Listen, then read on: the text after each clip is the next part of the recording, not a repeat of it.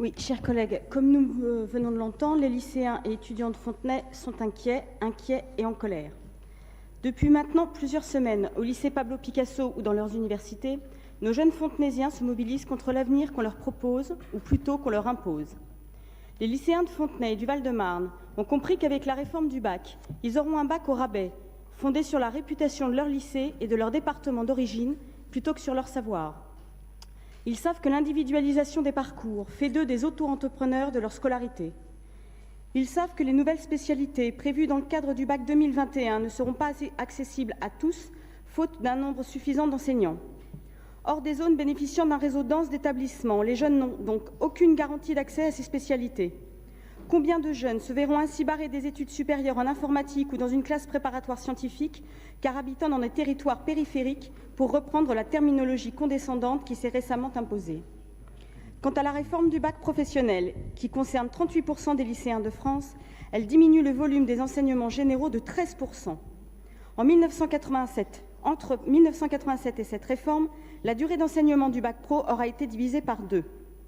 La mise en concurrence du bac pro et de l'apprentissage aura pour résultat la marginalisation du premier, parce que les employeurs préféreront toujours le second, qu'ils financent et dont ils déterminent une partie des contenus pédagogiques.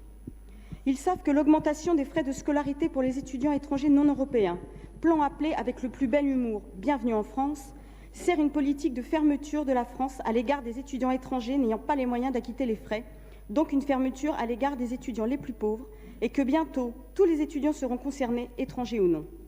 Ils savent qu'avec Parcoursup, ils n'auront pas forcément une place dans l'université et la formation qu'ils désirent. Ils savent que le gouvernement cherche à étendre l'emprise du secteur privé sur l'université et à les mettre en concurrence en renforçant leur processus d'autonomisation. Monsieur Singal et Monsieur Malrin, s'il vous plaît. Je vous remercie. Ils savent que les choix opérés par le président de la République et son gouvernement condamnent beaucoup d'entre eux à la précarité dans laquelle vivent aujourd'hui leurs parents. Ces réformes de l'enseignement secondaire et supérieur, auxquelles il faut ajouter celle de la formation professionnelle, sont solidaires de toute une logique de tri social dans laquelle les projets actuels s'inscrivent. Et au lieu de répondre à leur inquiétude légitime, et alors que notre député se glorifie d'une loi interdisant les violences éducatives sur les enfants, son gouvernement leur envoie depuis le début du mouvement les forces de l'ordre pour les gazer et les matraquer.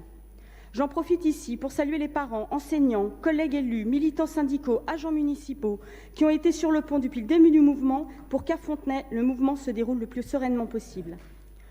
Le jeudi 6 décembre 2018, au 4e jour de la mobilisation lycéenne, 700 lycéens et lycéennes ont été interpellés partout en France.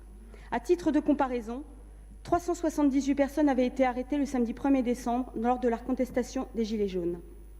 Ce même jour, le 6 décembre, à Mantes-la-Jolie, 154 jeunes ont été contraints de se mettre à genoux, les mains sur la tête, certains menottés, et filmés par un policier grinçant. Voilà une classe sage.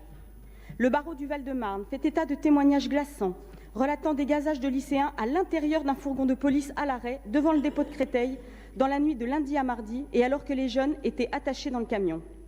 Le barreau fait également état de gifles, de coups portés avec une bouteille en plastique dans une cellule du commissariat de Créteil.